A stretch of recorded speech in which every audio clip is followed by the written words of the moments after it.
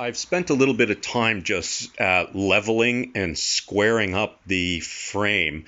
The motor was sitting just obviously on the two engine mounts. I didn't have any support really for it under the transmission. So what I've gone and done is I've actually leveled the engine to where it's supposed to be in relation to the bottom of this rail. So the height here is where my floor is going to sit, which is pretty much where I want to be. What that ended up doing was tilting the engine up so that I now have, you got lots and lots of clearance in there, as you can see. Yeah, maybe not lots of clearance, but you know, it's better than it was because I can actually tuck this part in. So now the front part of the frame is level, it's square, it's at the correct, well, it's at a height, but it's, you know, it's not ride height or anything. But now what I can do is I can actually join the front and the back. Like I said, I had to cut this side off. I actually cut the other side off. I haven't done this side yet, but the back is trimmed up. There's not much to do there.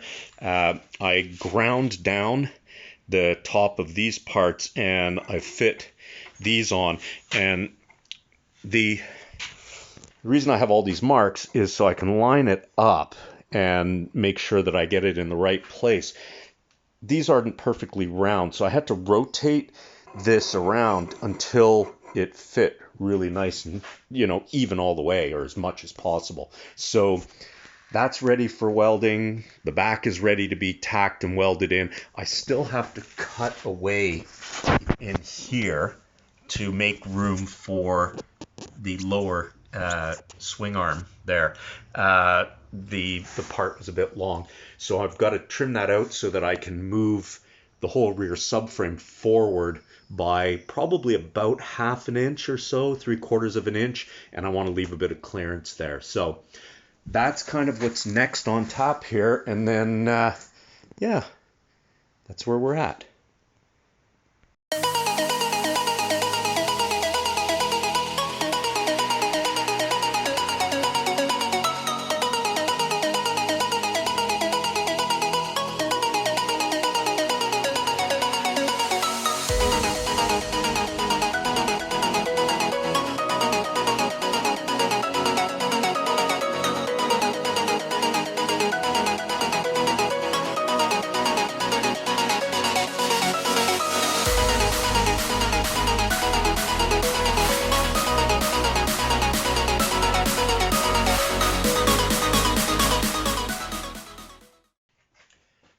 So now I'm going to continue on working on the frame.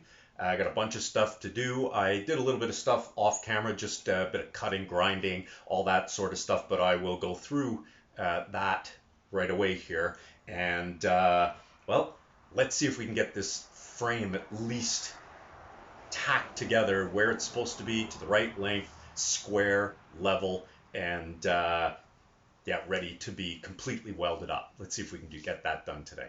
Now what I've done here is I just tacked in these supports that mount to the front of the rear subframe, and I just have the back part in place. It's not tight yet, and what I'm trying to do is I need to get this parallel and square, and I know that this rail here is offset from this rail by, was it 18 millimeters, I think? I have to check my sheet of paper here because I have the design. So yeah, 18.18, nope, that's not it. 11.16 millimeters is the offset to the outside. So what I've done is I've attached a bar, a straight bar, from here to here and going straight up, which should give me my offset, which means that I should be able to move this into position, do the same on the other side, and if there's any discrepancy, split the difference and call it a day, I hope. We'll see how that works, shall we?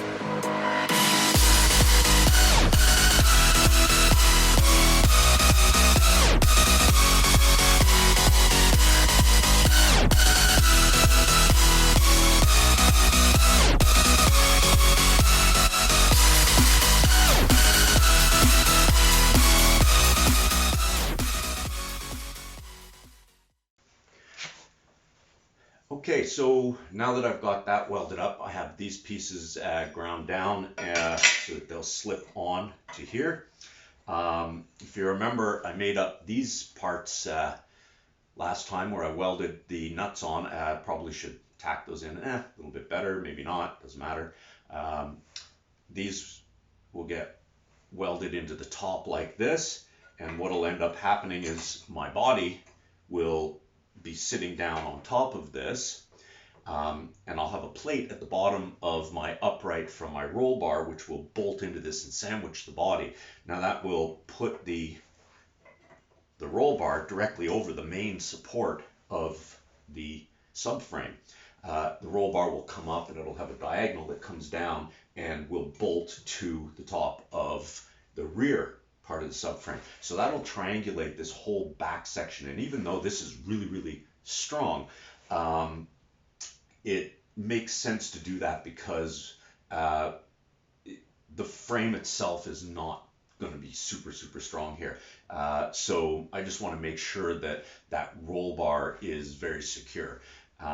Also, I'm going to need to triangulate this a certain amount. And because I built this in CAD, I'll be able to run a stress analysis on it in CAD and see exactly how big of a part I need here.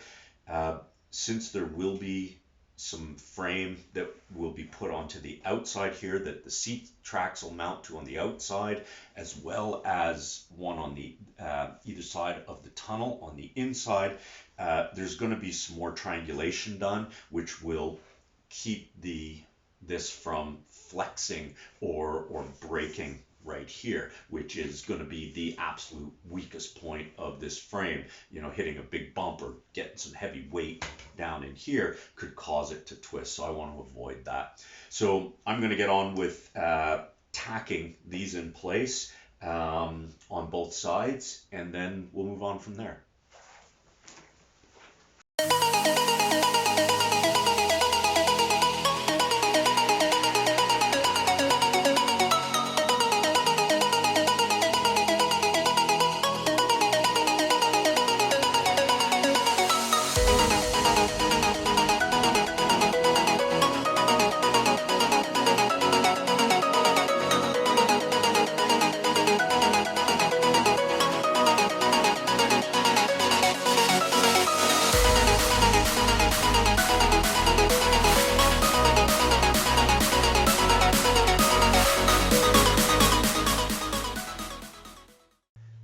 Right then, so that tacks those into place, and yeah, we'll see. Gotta think about what I'm gonna do next.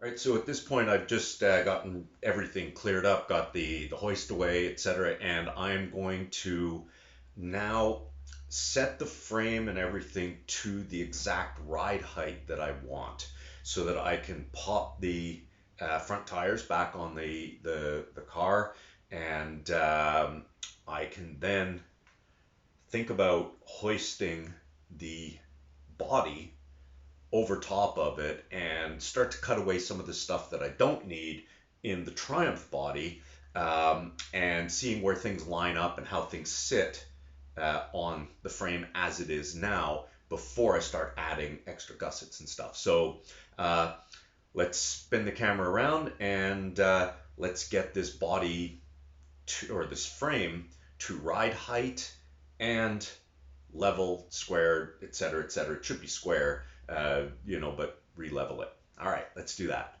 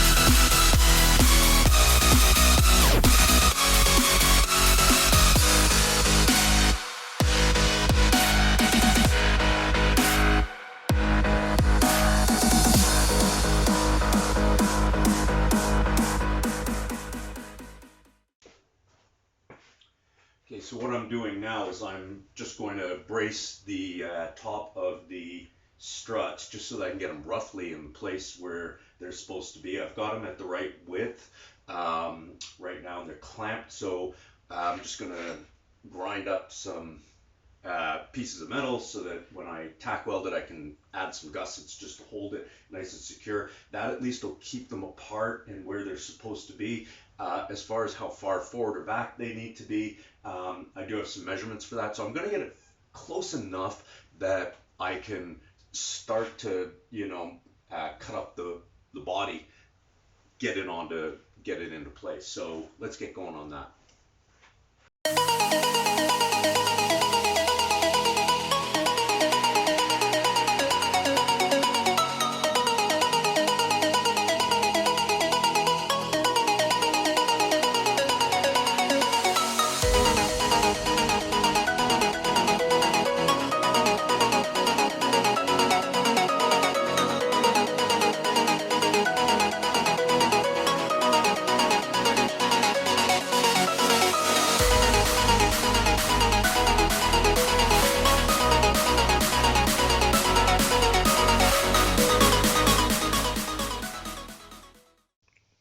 Right, well, that's ugly. Like I said, way back when, I'm not a welder, but it will do the job. I got to put bolts just to hold this. Yeah, that'll do the job that it needs to do for now. It'll hold that in place. They're not obviously at the right height, but I wanted them just in the right sort of distance, space, so that I can get the body and start to put it into place and see how that's going to fit. So I'm going to clean up here, take a look about looking at how far back it needs to go. I have a measurement, but I'm going to have to double check that, and we'll go from there. So that roughly positions the top of the shock towers where they should sit, according to the geometry of the original donor car. Just from rough example there, I got the width because I took measurements from the car. The wheels look like they're parallel and straight. Maybe you saw me adjusting the steering. It's not exact. It's not perfect. Not yet. But it's good enough for me to be in the range for getting this body now up and onto here so I can see what I need to cut away, get an idea of where things are going to go. I know that these are going to fit inside the fenders. They're not going to be hanging out. But I also know that both the front and the rear, I'm going to be going with lowered coilovers. So the reason for that is less about the ability to lower the car, but rather the ability to drop the top of this down. So I'm looking at a set that have 3 inches worth of adjustment. I'm going to keep pretty much the standard ride height, but I'm going to be able to drop this by 3 inches, which helps me keep all of this inside the body of this car, of the TR6. The TR6 from the center of the wheel to the top of the fender is a lot lower than from the center of the wheel to the top of the fender on the BMW. So I need to bring that shock tower down a little bit. I found a set of adjustable coilovers that had 3 inches of adjustment, and I really only need to drop it about 1.5 to 1 3/4 inches in order to be underneath and inside the fenders. So like I said, this gets me close enough that I can keep moving forward until such time as I have the money and the need to pick up the coilovers. So that's where I am right now. I'm probably going to shorten these, put another set going to the front, maybe tack weld them into place. That way, this is a lot tighter and it's not outside my frame. And I will go from there.